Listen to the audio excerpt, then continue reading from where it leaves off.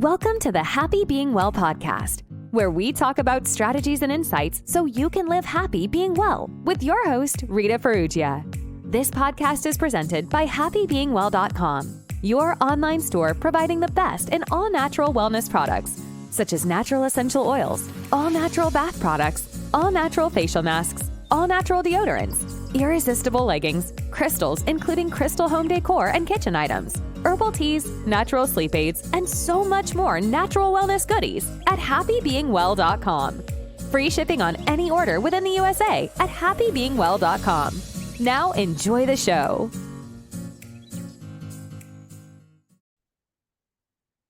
Hey guys, welcome to the Happy Being Well podcast. And we have an exciting guest as usual. And I'm really excited to talk about this conversation with Brad Stulberg.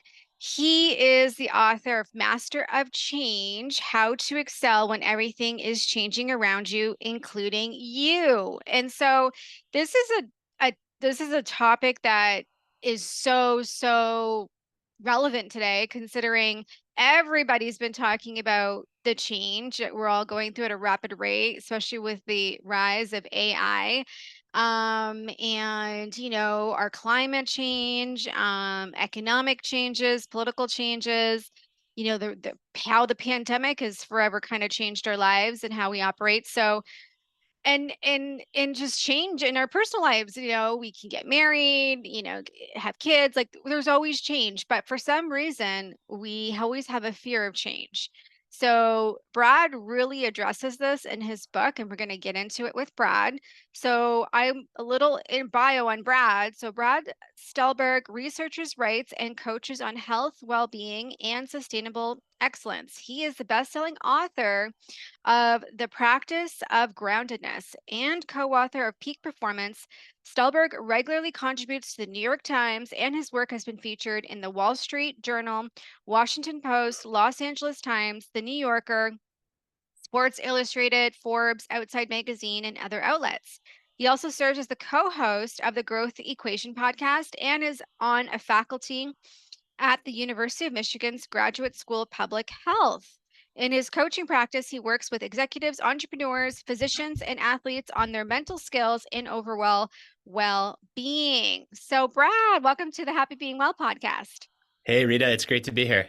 It's great to have you here. This is so this book. Oh my God. So talk to us about how do we be in conversation with change instead of it just happening to us?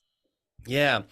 I think that so much of this is a fundamental mindset that we've inherited and one that fortunately we can shift.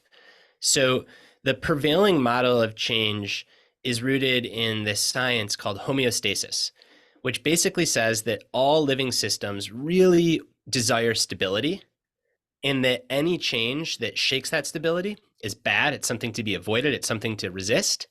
And when it happens, the goal is to get back to stability as fast as possible. And that has been the conventional way of thinking about change for over the last 100 years. However, more recently, researchers have said, actually, that's not really an accurate representation of what healthy systems do in the face of change. What makes any living system, from an individual to an organization to an entire culture, resilient is that they can become one with change. So instead of pushing against change to get back to stability, they actually can be stable through change.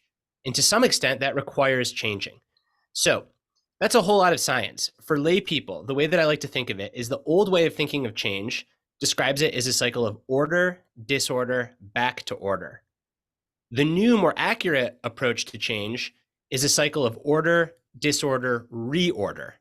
So yes, we really do strive for stability, but that stability is always somewhere new. We're constantly in this cycle of order, disorder, reorder. And when you think of it like that, suddenly change isn't something that's so scary. It's just the nature of life. And whether you look at all the ancient wisdom traditions, East and West, they all center around impermanence, which is just a way of saying change. And then you look at the first law of physics, thermodynamics and entropy, right? Like things change. So whether it's science or wisdom, change is the truth.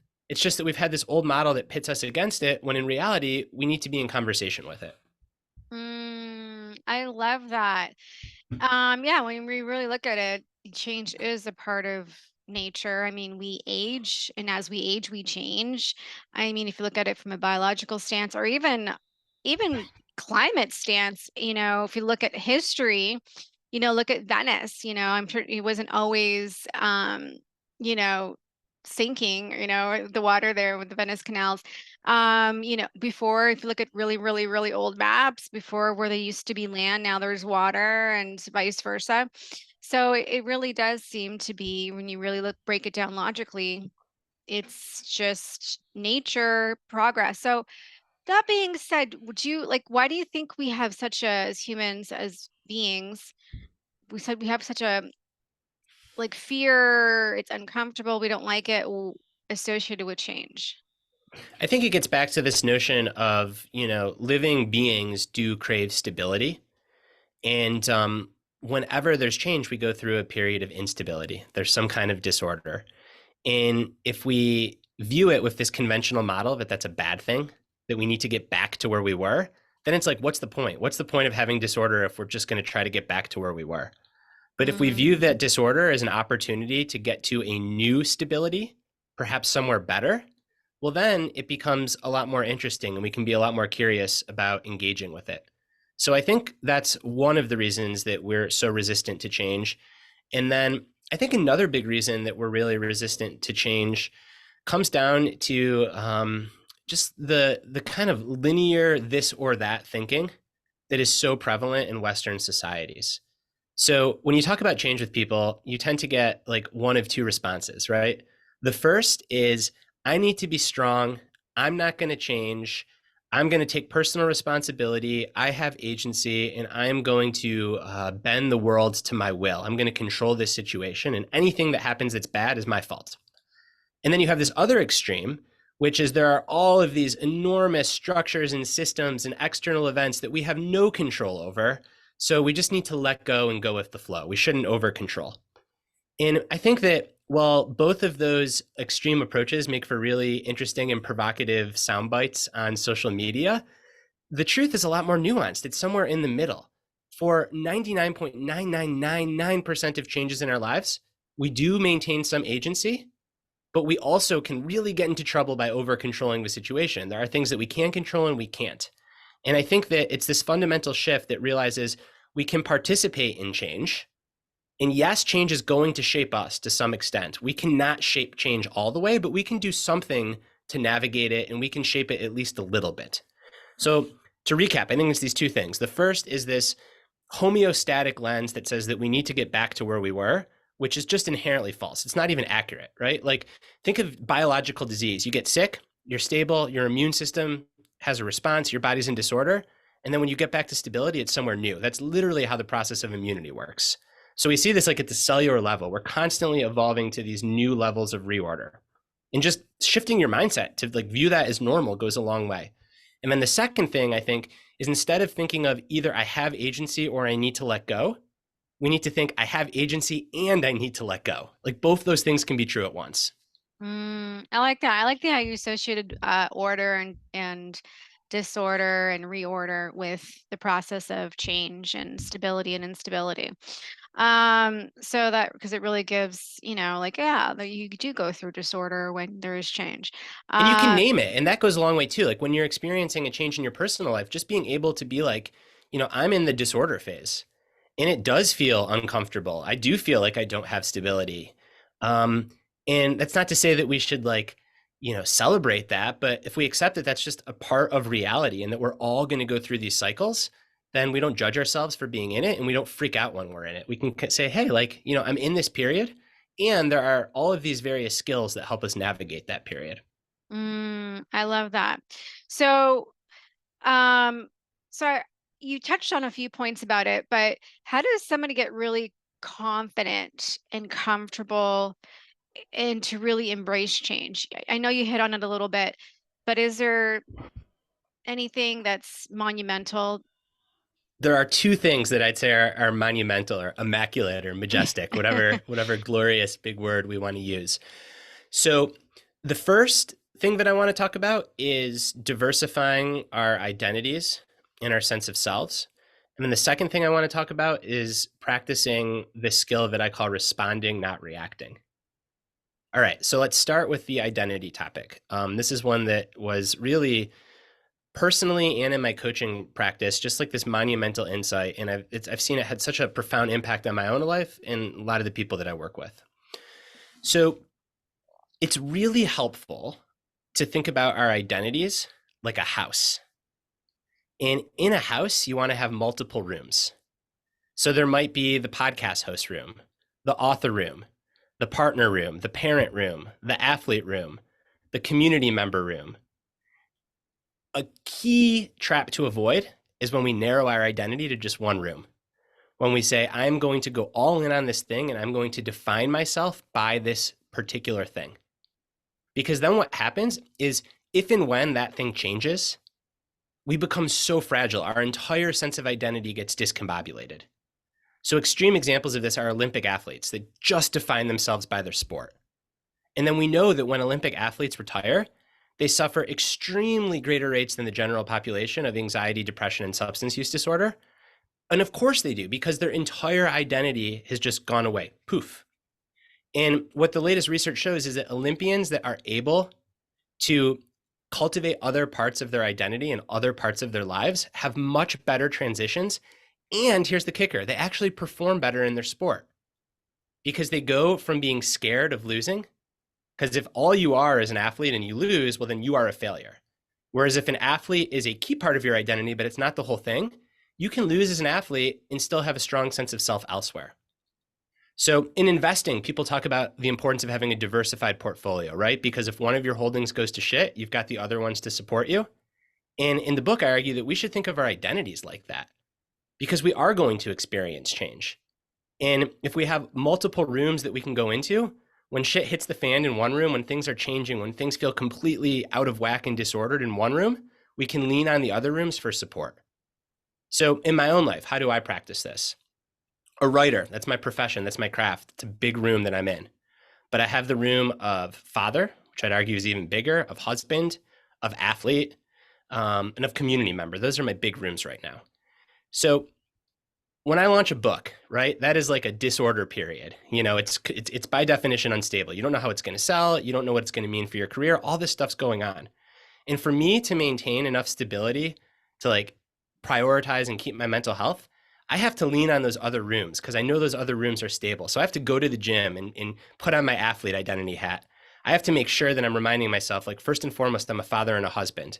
Because then if the book crushes it, okay, that's great, but my ego won't get too big because like I still have these other areas of my life.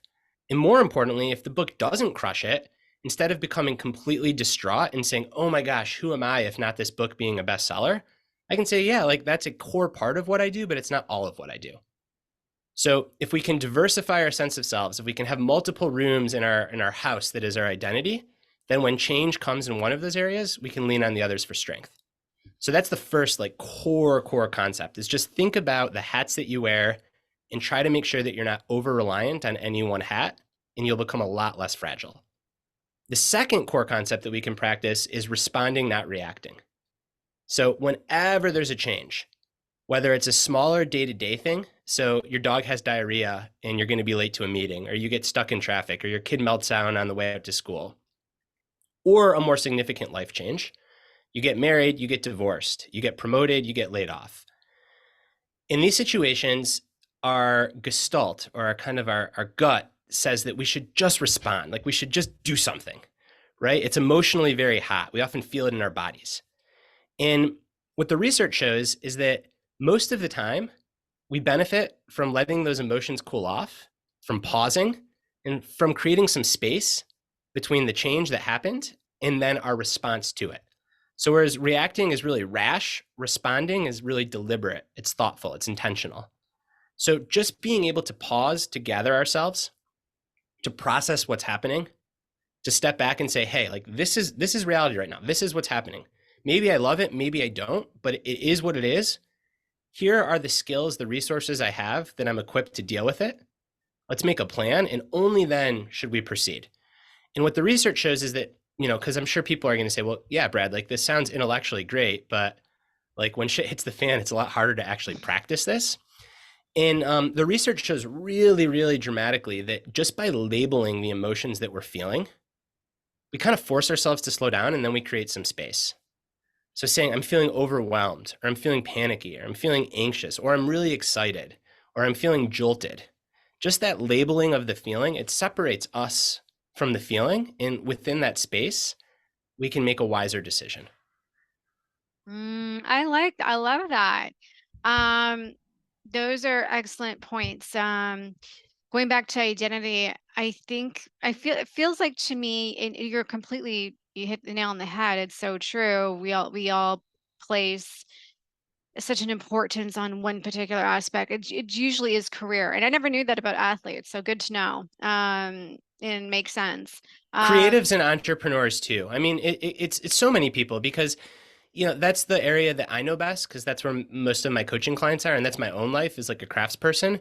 But this is also like the retirement blues, right? People can rise in a corporation and work for the same Fortune 500 company for 35 years, start out as an associate, retire as a C-level executive, and then just not know what to do with themselves because that was how they defined themselves.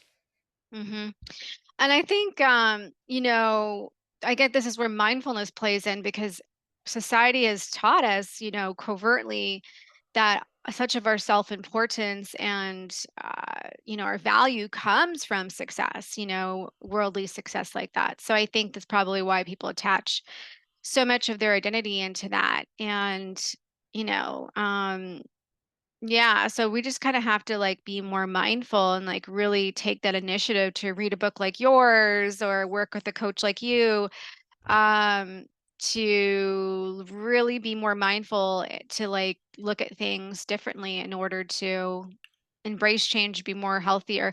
The way, and also too, when you really start to realize, like when you also too with yeah, like not placing all of your um value in one particular identity, realize you have other identities, like father, mother, wife, husband, daughter, son, friend, whether you participate in your maybe local church or something, or you volunteer, or you're part of your community neighborhood.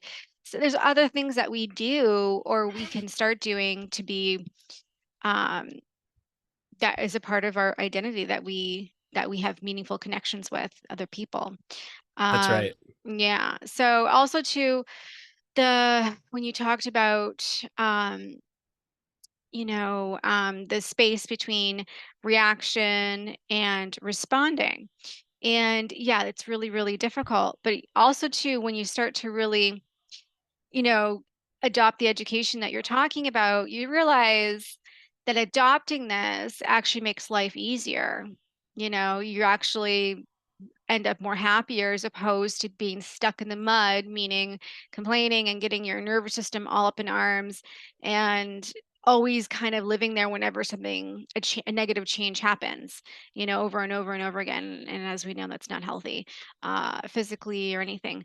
So it's actually it actually is a lot more, it leads to a much more successful life in all levels if you adopt this. That's right. I want to come back to both of these. So on the identity piece, I like the way that you put it, and I thought you were going to say don't put all your eggs in one basket.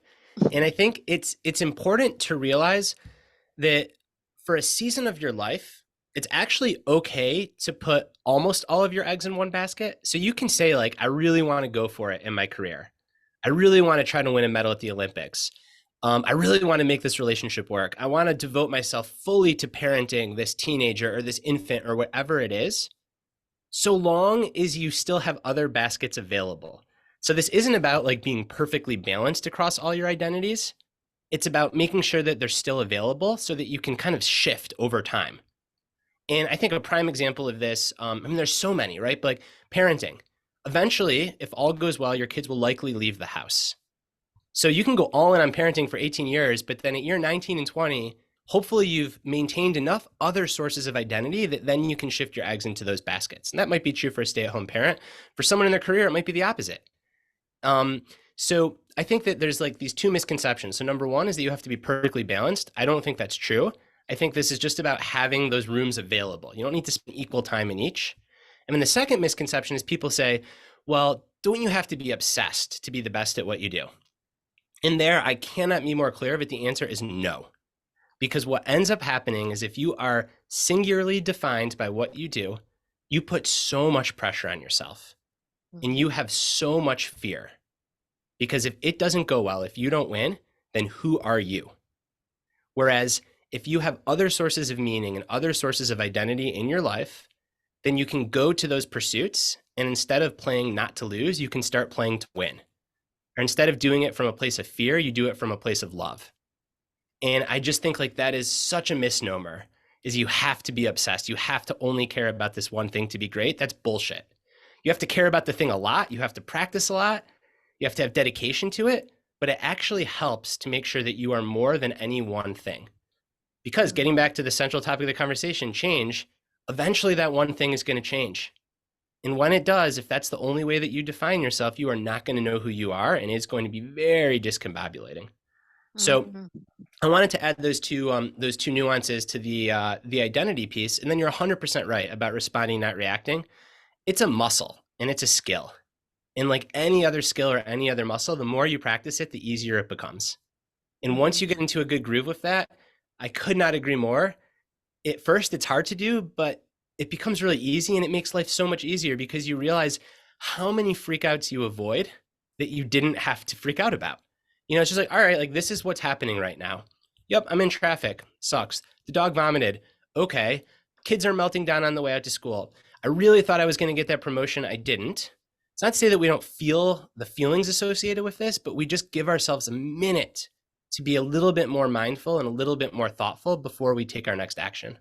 Yeah, I love that. And also too, like if you didn't get that promotion, well, there's always other promotions, or maybe, there's another company that wants to hire that you're going to get a much bigger role and a much bigger salary, right? There's always opportunities. Like I think it's so easy to get tunnel vision, and and limit ourselves to see possibilities, So it's really kind of just about expanding our mind, expanding our thinking muscles, having that mental flexibility to be able to get out of a box of thinking so that, we can be more equipped to deal with life with more resilience, and ease.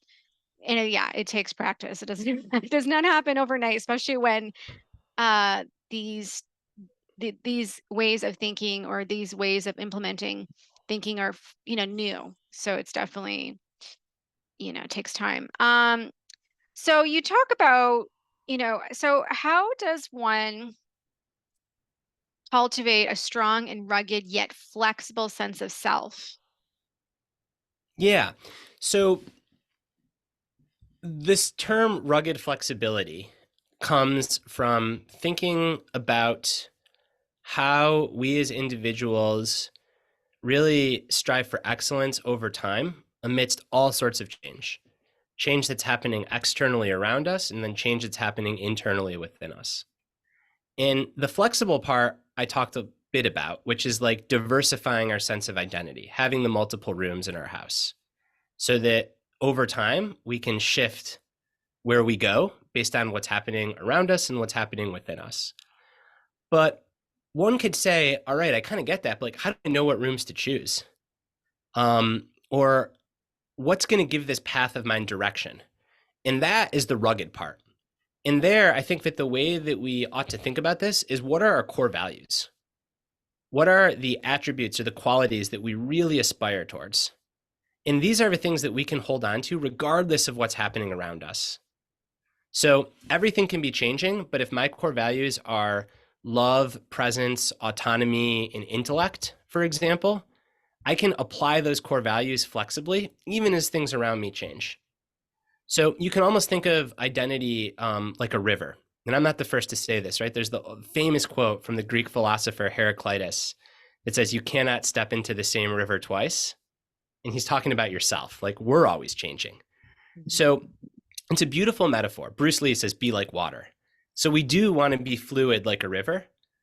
But what these people don't highlight, that I try to highlight in the book, is that part of what makes a river, it's not just the water, it's the fact that it has a bank. Because without a bank, a river would just be random water, it'd be a puddle. Mm-hmm. And when we think of our identity, the bank, that's our core values. That's the stuff that does not change, that we take with us when everything around us changes, that kind of channels our sense of self over time. So to your question, to have a rugged and flexible identity, it means to know your core values, to know what you really stand for, to know the guiding principles that are going to help you chart your path throughout all sorts of change. And then on everything else, to be super adaptable and to take those core values and to apply them very flexibly over time. Does that make sense? Yeah, it totally makes sense. Yeah, I love that. I love that concept.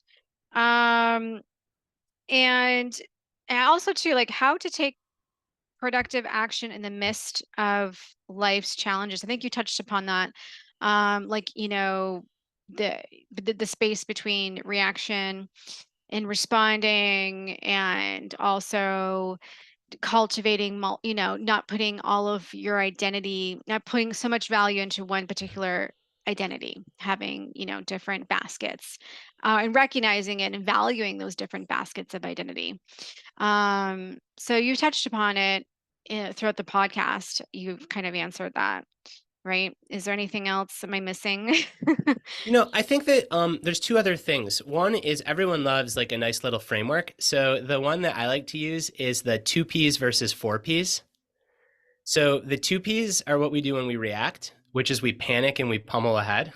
Mhm. And the 4Ps are what we do when we respond, which is we pause, take a few deep breaths, we gather ourselves, we process. So as I said, we name our emotions, we create some space to really understand what's happening. Then we make a plan. So we're already doing much better than reacting, right? Now we're saying, all right, like this is what's happening. Well, here's what I can do about it. Here's what I can't. And then Mhm. only then do we proceed. So Yes. it's a big difference, right? Panic, pummel ahead, generally bad. Pause, process, plan, then proceed, generally good. And the other thing that can help us, especially in today's world, is if we want to be the kind of person that responds to change instead of reacts, we want to surround ourselves with things that help us cultivate a responding temperament. So there's a big difference between reading a thoughtful book and spending all day scrolling social media. Social media is very reactive.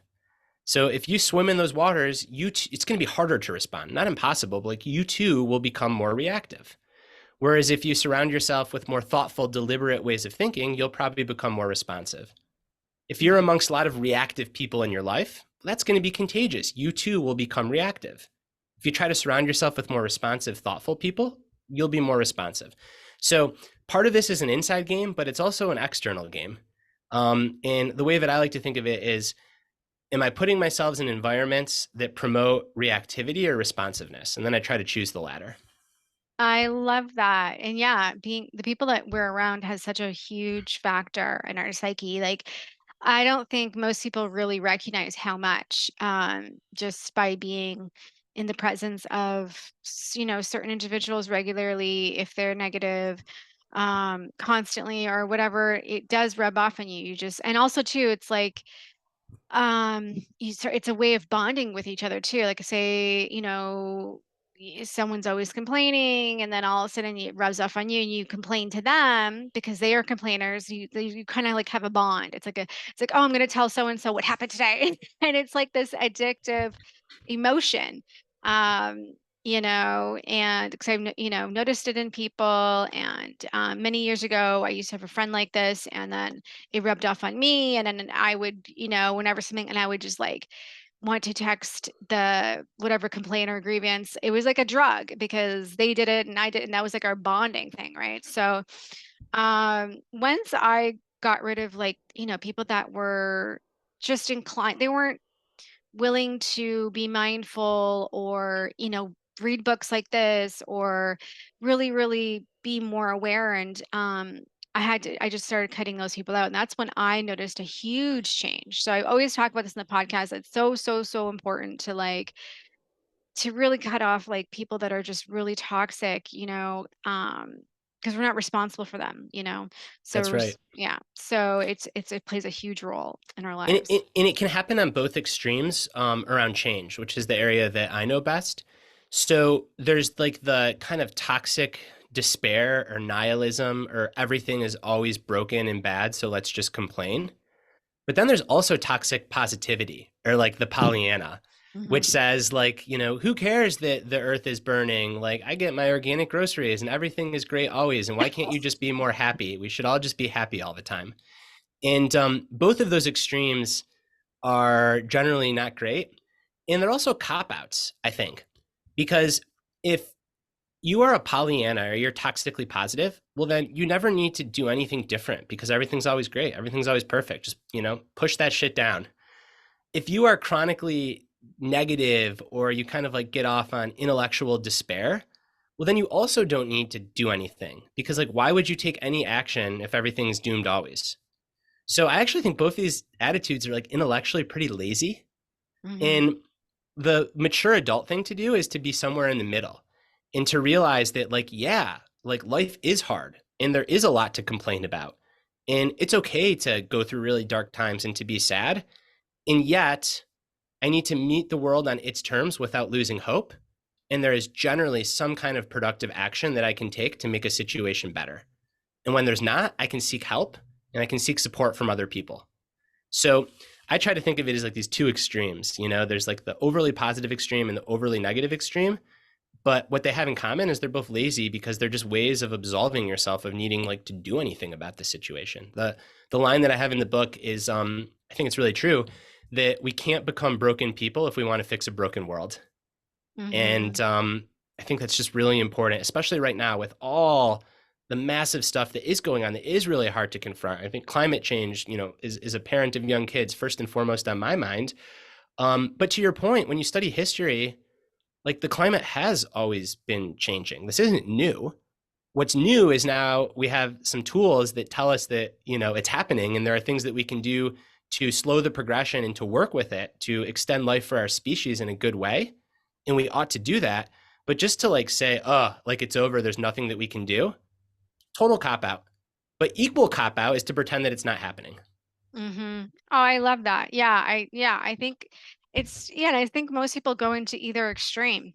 And it's like totally for the reasons that you just said. And part of it is not willing to like put in the work or just, really just practice mindfulness. And the reason why I like, is I'm always reading books like yours. I'm always listening to personal development podcasts or going to seminars and events. Um, and it does take time. It takes time, to really, really, I think I'm going to say to really first believe it, because when you hear these things, it's like it's really easy to say, oh, this is magical fairy thinking or whatever, um, or whatever people rationalize life in certain ways, like this kind of like magical thinking, like, oh, everything always happens good for Sarah just because she's got good luck or whatever. I feel like it's so easy to attribute things to it's kind of like magical thinking. In reality we know that's not true.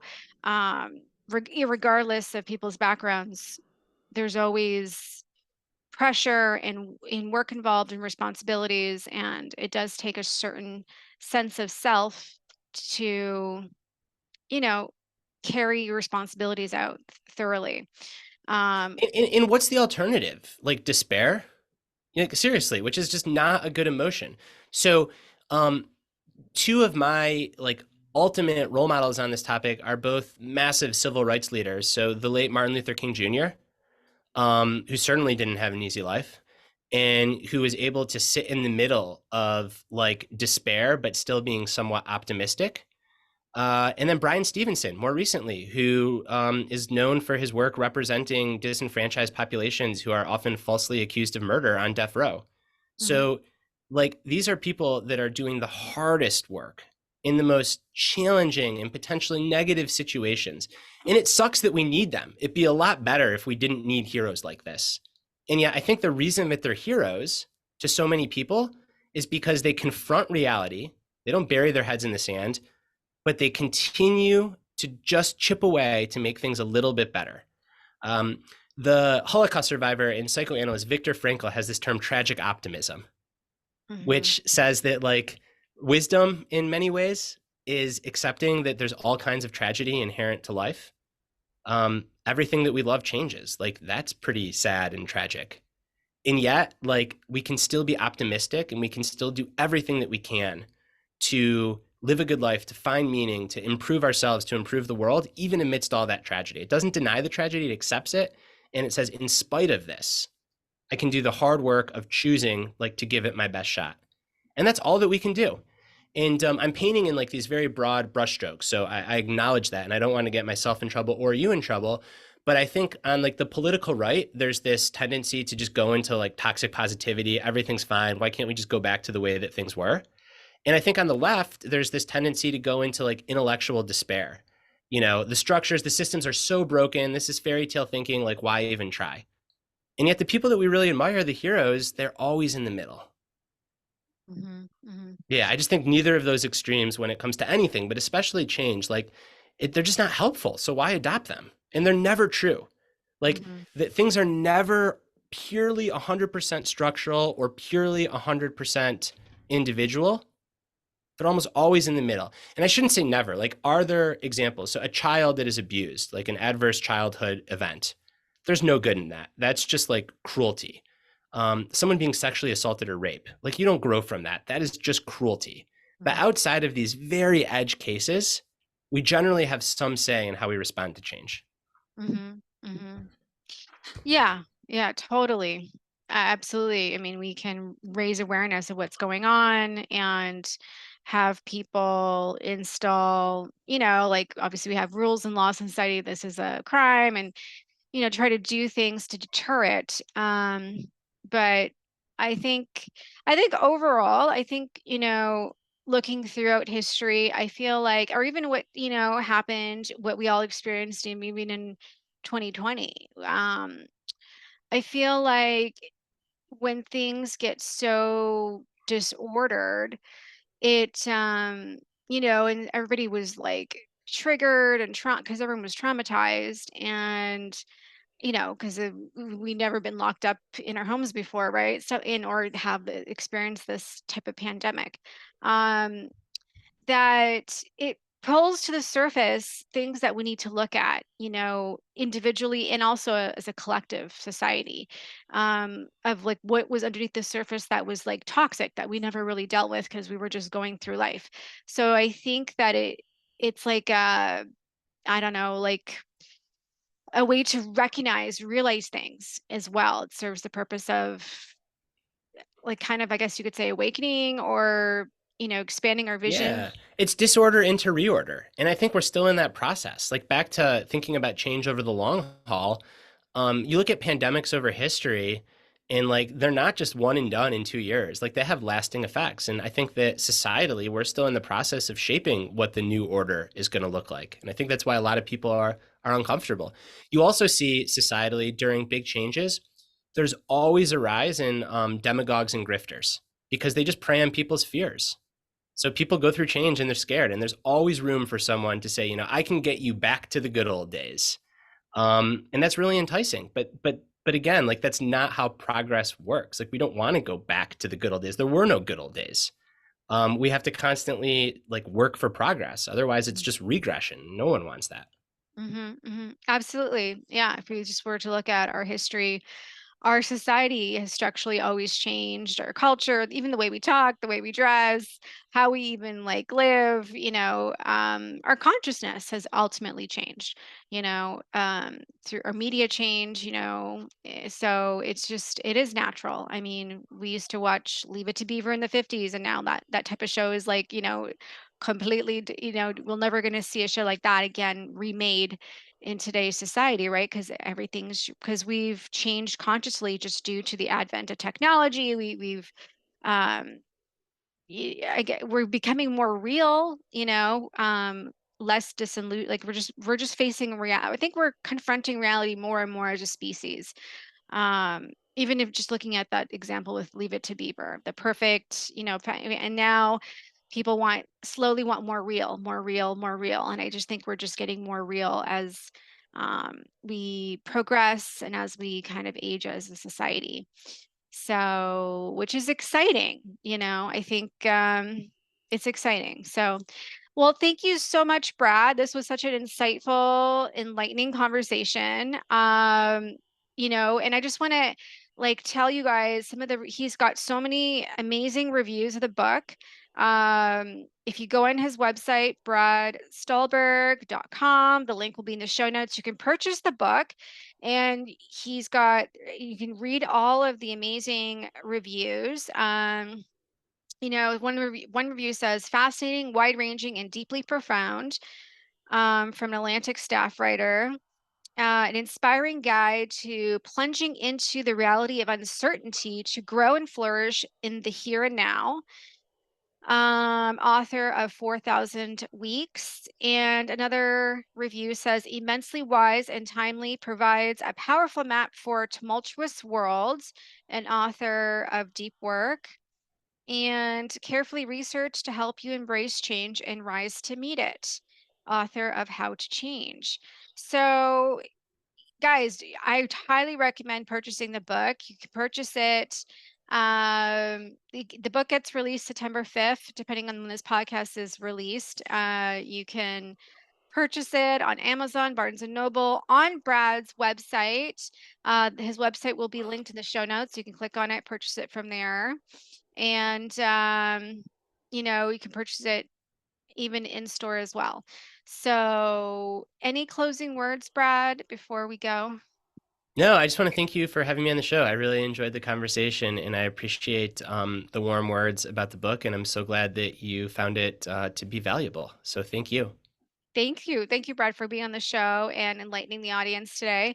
So, guys, I hope you enjoyed this episode. If you're a first-time listener, subscribe to the Happy Being Well podcast. If you enjoyed this episode, leave a 5-star review on the Apple iTunes, and be happy being well, guys. Until next time. If you learned something new or were inspired to live happy being well, please be sure to subscribe to the Happy Being Well podcast so you don't miss an upcoming episode. Also, please feel free to leave a 5-star review, including what you learned or what inspired you in today's episode. This podcast is presented by happybeingwell.com, your online store for natural wellness products, so you can live happy being well. Order your next all-natural essential oil, all-natural face mask, all-natural bath soap, all-natural deodorant, herbal tea, crystals including crystal home decor and kitchen items, irresistible leggings, and much more at happybeingwell.com. Free shipping on all orders within the USA.